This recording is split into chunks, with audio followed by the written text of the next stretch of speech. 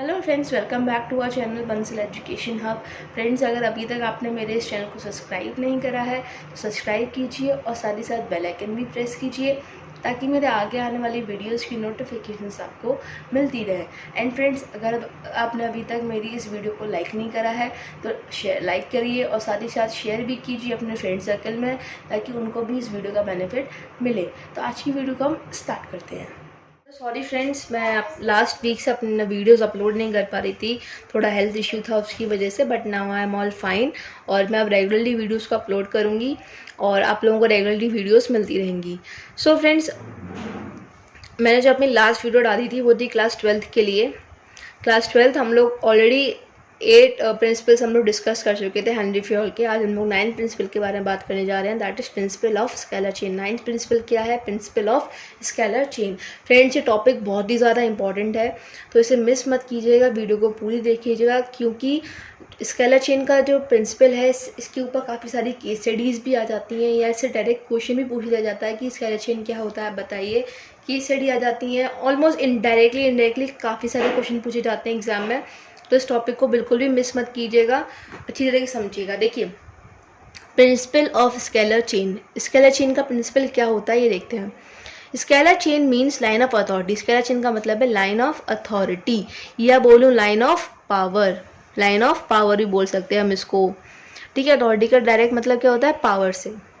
और chain of superiors from highest to lowest rank, या फिर वो चेन किसकी? सुपीरियर्स की, हाईएस्ट रैंक से लेके लोएस्ट रैंक तक, समझे?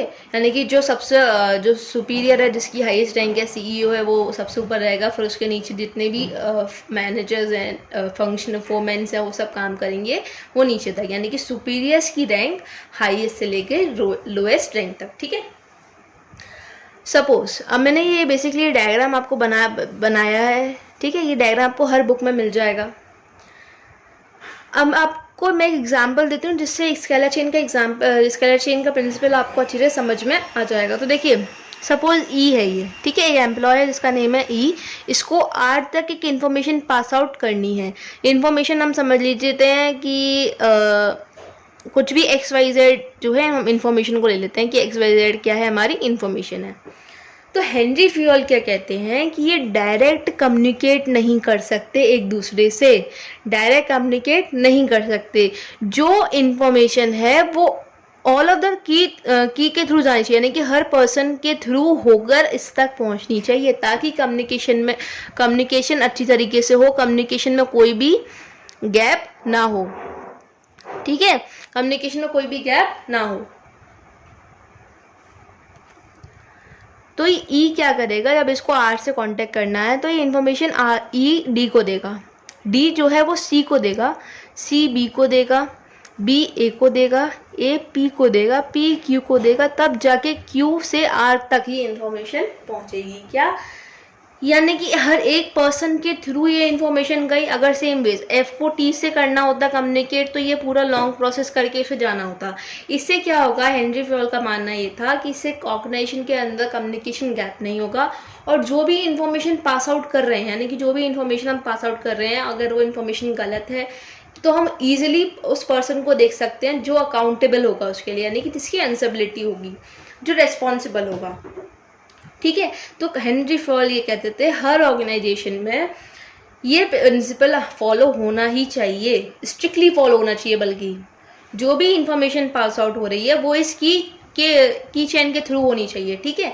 हेनरी फ्योल का कहना ये था। लेकिन हेनरी फ्योल ने कहा था कि ये प्रोसेस जो है वो क्या है? टाइम कंज्यूमिंग है। अब देखो, टाइम कंज्यूमिंग कैसे है? सपोज आपको जो भी प्रॉब्लम है उसके लिए आपको इंस्टेंट कोई एक्शन लेना है, ठीक है। अब आप इतनी लंबी चेन को फॉलो करोगे तो ऑब्वियस है टाइम लगेगा। तो उन्होंने एक शॉर्टकट डेवलप करा। क्या डेवलप करा? शॉर्टकट क्या है? Gang plank. क्या है? गैंग प्लैंक, ठीक है। अब इसमें क्या होता है, जब आपकी ऑर्गेनाइजेशन के अंदर इमरजेंसी सिचुएशन आ गई है या ऐसी कोई प्रॉब्लम है जिसको आपको एकदम से इमीडिएटली रिस्पॉन्स करना है, इमीडिएटली एक्शन पुट अप करना है, तो उस केस में आप इस चेन को तोड़ सकते हो। आप डायरेक्टली कम्युनिकेट कर सकते हो एस के साथ। ई को अगर ऐसे करना है तो आप डायरेक्ट कम्युनिकेट कर सकते हो, ठीक है। तब आपको इस चेन के थ्रू होके जाने की कोई ज़रूरत नहीं है। लेकिन ये केस कब का है, जब कोई इमरजेंसी सिचुएशन आती है ऑर्गेनाइजेशन के अंदर या आपको इमीडिएट एक्शन लेना होता है, तभी, केवल तब आप लोग इस गैंग प्लान का इस्तेमाल कर सकते हैं। देखो गैंग प्लान क्या है, permits direct communication between employees. ये डायरेक्ट कम्युनिकेशन को परमिट कर देता है एम्प्लॉयज के बीच में, working in different positions without following the scalar chain. अब यहाँ पे पोजीशन का मतलब क्या है, सपोज 2 डिपार्टमेंट है, ये प्रोडक्शन का डिपार्टमेंट है, ये सेल्स का डिपार्टमेंट है, और ये जो है ये प्रोडक्शन मैनेजर है, ई जो है प्रोडक्शन मैनेजर है, और एस जो है सेल्स मैनेजर है। ये एक ही पोस्ट पे काम कर रहे हैं, तो ये बात कर सकते हैं डायरेक्ट, ठीक है। पूरी स्केलर चेन को फॉलो नहीं करके ये लोग डायरेक्ट बात कर सकते हैं, ठीक। तो आपको समझ में आया स्केलर चेन क्या है और गैंग प्लान क्या है। गैंग प्लान एक एक्सेप्शन है जो कि फेडरल फ्यूल ने एज अ शॉर्टकट डेवलप करा है। जब भी ऑर्गेनाइजेशन के अंदर इमरजेंसी सिचुएशन आ जाती है, आपको इंस्टेंट एक्शन लेना पड़ता है, उसके लिए क्या है, गैंग प्लान, ठीक है। अब देखो इसके पॉजिटिव इफेक्ट्स क्या हैं। पॉजिटिव इफेक्ट्स अगेन, अगर ऑर्गेनाइजेशन इसे अपनाती है तो उसको क्या क्या पॉजिटिव रिजल्ट्स मिलेंगे। तो देखिए, सिस्टमेटिक फ्लो ऑफ इन्फॉर्मेशन, जो इन्फॉर्मेशन है वो एक सिस्टमेटिक वे में की उससे फॉलो करेगी। सबसे पहले जहाँ तक इन्फॉर्मेशन स्केलर चेन को जब हम फॉलो करेंगे तो एक सिस्टमेटिक फ्लो में इन्फॉर्मेशन फ्लो हो रही है, ठीक है। No communication gap in organisation, मैंने बताया था, जब हर एक पर्सन के थ्रू इन्फॉर्मेशन होकर गुजरेगी, उनके थ्रू जाएगी इन्फॉर्मेशन, तो कम्युनिकेशन गैप नहीं होगा, ठीक है। सबको पता होगा कि ई ने आर से क्या बात करी है, यानी कि जितने भी लोग इसके ऊपर हैं उनको पता होगा कि ई ने आर से क्या बात करी है, तो इससे कम्युनिकेशन गैप नहीं क्रिएट होगा। अब वॉल्यूशंस क्या क्या होंगे, अगेन आप इसका अपोजिट लिख सकते हैं। वॉल्यूशन में आप लोग पॉजिटिव इफेक्ट्स का क्लियरली उल्टा लिख सकते हैं। अगर आपको प्रिंसिपल समझ में आ गया ना, तो आप लोग पॉजिटिव इफेक्ट्स और वॉल्यूशन आप खुद बना सकते हैं। देखिए, देयर में भी कम्युनिकेशन गैप हो सकती है। No clarity and authority responsibility relationship, कोई भी क्लैरिटी नहीं होगी कौन सी अथॉरिटी है, रेस्पॉन्सिबिलिटी के रिलेशनशिप में कोई भी क्लैरिटी नहीं होगी। तो ये था हमारा principal of scalar chain. Principal of scalar chain basically क्या है, लाइन ऑफ अथॉरिटी है या फिर चेन ऑफ सुपीरियर्स जो कि हाईएस्ट रैंक से लोएस्ट रैंक तक जाते हैं। फ्रेंड्स, ये डायग्राम बहुत ही ज़्यादा इंपॉर्टेंट है, आप लोग बना लीजिए, अदरवाइज मैं आपको वैसे भी नोट्स प्रोवाइड करूंगी, लेकिन मेरे नोट्स के लिए आपको थोड़ा वेट करना पड़ेगा। तो इट इज़ मच बेटर कि आप लोग पहले से इस डायग्राम को बना लीजिए और जैसे जैसे मैं पढ़ाती जा रही हूँ आप लोग साथ के साथ पढ़ते जाइए, ओके। तो इसके लिए इससे आपको ही बेनिफिट मिलेगा। अब हम लोग बात करते हैं हमारे अगले प्रिंसिपल की, जो कि है principle of order. 10th principal है हमारा प्रिंसिपल ऑफ ऑर्डर। अब देखो, जो बच्चे इसको पढ़ रहे हैं तो आपको नाम से कुछ ऐसा लग रहा होगा कि ये ऑर्डर वाला प्रिंसिपल है, यानी कि मैनेजर क्या होगा, वर्कर्स को ऑर्डर देगा। एब्सोल्युटली नॉट, आप लोग गलत हैं। देखो, ऑर्डर का मतलब ऐसा नहीं है। In this principle order does not mean command, साफ साफ लिखा है इस प्रिंसिपल के अंदर, ऑर्डर जो है वो कमांड नहीं है, कि कोई किसी को ऑर्डर नहीं दे रहा कि आप ये काम करो, नहीं।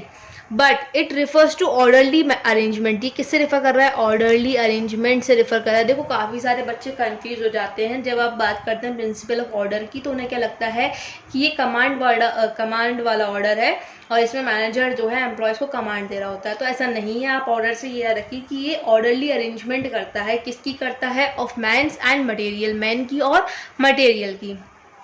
That is a fix place for everything and everyone in the organisation. इसका मतलब क्या है, अगर मैं सिंपली बताऊं, ये प्रिंसिपल ऑफ ऑर्डर क्या कहना चाहता है, ये कहना चाहता है दैट अगर आपके जो टूल्स हैं, मशीनरी के जितने भी टूल्स हैं, उसके लिए एक अलग प्लेस होनी चाहिए ऑर्गेनाइजेशन के अंदर। प्रोडक्शन के लिए अलग प्लेस होनी चाहिए। रॉ मटेरियल कहाँ रखा जाएगा उसके लिए अलग एक प्लेस होनी चाहिए, ताकि जो भी सामान है वो उसी जगह पर रहे। और उसका जो बेसिकली रॉ मटेरियल है, अगर रॉ मटेरियल आया तो उसका एक अलग रूम है, आप उसको वहीं स्टोर करिए तो आपको वो ईजिली मिल जाएगा टाइम पर, ठीक है। सेम केस मैन के ऊपर है। अगर मैन है, अगर प्रोडक्शन मैनेजर है, तो इसका नहीं कि बेटा उसको एक कुर्सी दे दी, अब वो कुर्सी लुढ़कती फुड़कती रहेगी, उसका तो वो है ही नहीं कि वो फिक्स प्लेस पर थोड़ी ना रहेगी। तो उसको एक फिक्स ऑफिस, एक कैबिनेट उसका अलग से प्रोवाइड कराओ, कि जो प्रोडक्शन मैनेजर अगर कोई ढूंढता है प्रोडक्शन मैनेजर को, तो उसे पता होगा कि प्रोडक्शन मैनेजर उसके कैबिन में मिलेगा। तो बेसिकली क्या कहता है ये प्रिंसिपल ऑफ ऑर्डर, कि जो भी मैन और मटेरियल आपकी ऑर्गेनाइजेशन के अंदर है उनका एक ऑर्डरली अरेंजमेंट करो, यानी कि हर चीज़ के लिए एक फिक्स प्लेस होनी चाहिए ऑर्गेनाइजेशन के अंदर, ठीक है। There must be a fix place to keep every material and thing use in organisation. एक फिक्स प्लेस, अगेन वही एक फिक्स प्लेस होनी चाहिए हर मटेरियल के लिए, जो भी मटेरियल हो या थिंग को जो भी यूज़ कर रहे हैं हम ऑर्गेनाइजेशन के अंदर, उसके लिए क्या होनी चाहिए, फिक्स प्लेस होनी चाहिए, ताकि हमें उसे ढूंढने में टाइम वेस्ट ना हो। नॉर्मली अगर मैं बहुत सिंपल से एग्जांपल लेके चलती हूँ, आपका घर है, अगर आपके घर में बेसिकली नेल कटर बहुत जल्दी गुम होता है, भाई मेरे घर में तो हो जाता है, आपके घर की मुझे पता नहीं, नेल कटर बहुत जल्दी गायब हो जाता है, क्योंकि उसको यूज़ करके हर कोई किसी किसी की आदत होती है कि वो वहीं की वहीं छोड़ देता है या उसको उसकी जगह पे नहीं रखता। ठीक है, मेरे को आप लोगों को भी डांट पड़ती होगी अपने मम्मी से, आप अगर सामान अपनी जगह पर नहीं रखोगे तो वो क्या है, जब आप सामान को उसकी जगह पे नहीं रखोगे तो उसे टाइम आने पे वो आपको नहीं मिलेगा।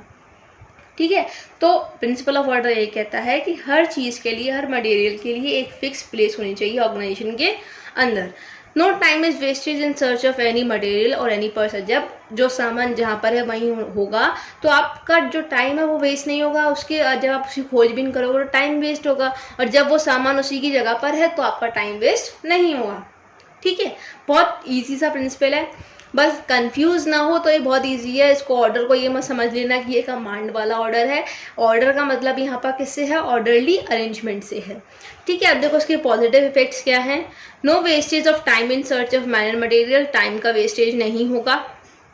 Smooth and systematic working of organization, और जो वर्क होगा ऑर्गेनाइजेशन के अंदर वो स्मूथ फ्लो करेगा, सिस्टमेटिक वे में होगा। अब वॉल्यूशन क्या क्या है, वेस्टेज ऑफ टाइम, अगर आप उसकी सामान को उसकी जगह पर नहीं रखोगे तो टाइम वेस्ट होगा उसकी सर्च में। ठीक है, not able to contact the people at the right time, और जैसे देखो इस वाले का क्या मतलब है, जैसे आप प्रोडक्शन मैनेजर को ढूंढ रहे हो या सपोज सीईओ को ढूंढ रहे हो, कोई भी इंपॉर्टेंट मैनेजर आप उसे ढूंढ रहे हो ऑर्गेनाइजेशन के अंदर और आप उसे राइट टाइम पे नहीं ढूंढ पाए, तो वही जो चीज़ हो जाए कि सपोज आपको बहुत इंपॉर्टेंट डिसीजन लेना है किसी से रिलेटेड और आप सीईओ को ढूंढ रहे हो, वो ज़रूरी है उसका साइन उस पेपर पे ताकि वो डिसीजन पास हो, तो वो टाइम पे नहीं मिलेगा तो आपका तो सारा प्लान फेल हो जाएगा। ठीक है, वो चीज़ हो जाती है, तो that is not able to contact the people at the right time. Then हम बात करते हैं प्रिंसिपल ऑफ इक्विटी की। देखो ये हमारा 11th प्रिंसिपल है, that is principle of equity. Equity refers to kindness, fair and just treatment to employees. Equity किससे रिफर करती है, जब हम अपने एम्प्लॉयज के साथ काइंडली बिहेव करें, फेयर जस्टिस दें और अच्छी तरीके से बिहेव करें, उनको अच्छे से ट्रीट करें, तो वो क्या है, principle of equity. Employees will put their maximum satisfaction when they are treated with kindness and justice. अब जब आप एम्प्लॉयज को अच्छी तरीके से ट्रीट करोगे तो वो भी अपना मैक्सिमम एफर्ट देंगे, मैक्सिमम सेटिस्फेक्शन अपने काम के लिए देंगे, अच्छी तरीके से आप अपना काम करेंगे, जिससे आपकी ऑर्गेनाइजेशन को क्या होगा, फ़ायदा होगा। ठीक है, प्रिंसिपल ऑफ इक्विटी कुछ नहीं कहता, बस ये कहता है कि आप अपने एम्प्लॉयज़ को अच्छी तरीके से ट्रीट करें ताकि एम्प्लॉयज़ भी अपने काम में पूरी तरीके से मन लगा के वो पूरा काम करें। Equity means no discrimination on account of sex, religion, language, caste, believe और नेशनलिटी। अब देखो मैं आपको उसको एक एग्जाम्पल के थ्रू समझाऊंगी, बहुत अच्छा एग्जाम्पल है। सपोज मैनेजर हैं, ठीक है, 2 मैनेजर्स हैं, सेम पोस्ट है। ठीक, एक मैनेजर क्या है, लड़की है, एक गर्ल मैनेजर है, एक बॉय है। ठीक, अब आप ये समझिए, जब आप इक्विटी नहीं रखोगे तो आपने क्या करा, दोनों की पोस्ट सेम है लेकिन गर्ल को कितनी सैलरी मिल रही है, 30,000 की। ठीक है, वहीं बॉय को केवल 20,000 की तनख्वाह मिल रही है, तो क्या ये जस्टिस है, उसके साथ फेयर ट्रीटमेंट है? पोस्ट सेम है, काम सेम कर रहे हैं, लेकिन लड़की की सैलरी ज़्यादा, लड़की की सैलरी कम, ऐसा क्यों?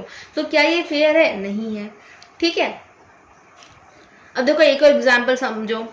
5 एम्प्लॉयज़ काम कर रहे हैं, A B C D E, 5 employees हैं ये। ठीक है, इनमें से एक एम्प्लॉय है जिसको इंग्लिश बोलनी नहीं आती, इसको इंग्लिश बोलनी नहीं आती।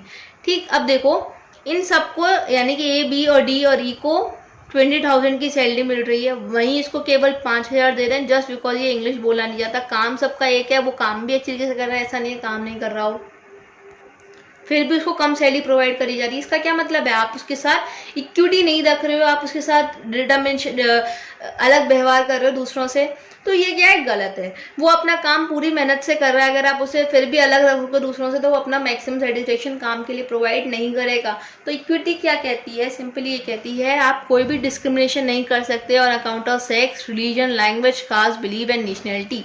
ठीक है, कोई भी ऐसा कुछ नहीं है कि आप सबको एक समान समझो, जितने भी आपके एम्प्लॉयज़ आप उनको एक समान समझो, इक्विटी में रखो उनको। ठीक है, पॉजिटिव इफेक्ट्स क्या है इसके? Employees gate satisfied, employees satisfied होते हैं। Motivate the employees and boost up the moral of employees, जो एम्प्लॉयज़ आपके यहाँ काम कर रहे हैं उनको मोटिवेट करेगा, उनके मोरल को बूस्टअप करेगा। ठीक है, वॉलेशन देखो, डिससेटिस्फेक्शन, अगर आप इनको नहीं अपनाते हो, प्रिंसिपल ऑफ इक्विटी को नहीं रखते हो, अपने एम्प्लॉयज़ के साथ फेयर ट्रीटमेंट नहीं करते हो, जस्ट ट्रीटमेंट नहीं करते हो, उनको डिस्क्रिमिनेट करते हो, ठीक है, तो क्या है, डिससेटिस्फेक्शन होगा। और आपकी जो अनहेल्दी रिलेशनशिप होगा सुपीरियर में और सबॉर्डिनेट में। इसको सैलरी कौन दे रहा है भाई? इसका सुपीरियर तो दे रहा है, जब सुपीरियर सैलरी इसको दे रहा है तो क्या है, वो अनहेल्दी रिलेशनशिप डिनोट कर रहा है। ठीक है, तो फ्रेंड्स आज के लिए इतना ही। Thank you very much. आप लोग मेरी वीडियो को लाइक ज़रूर करिए और साथ ही साथ चैनल को सब्सक्राइब कीजिए और मेरे को सपोर्ट कीजिए, ताकि मेरे को और ज़्यादा मोटिवेशन मिले कि मैं आप लोगों के लिए वीडियोज़ को लेके आती रहूँ। Thank you.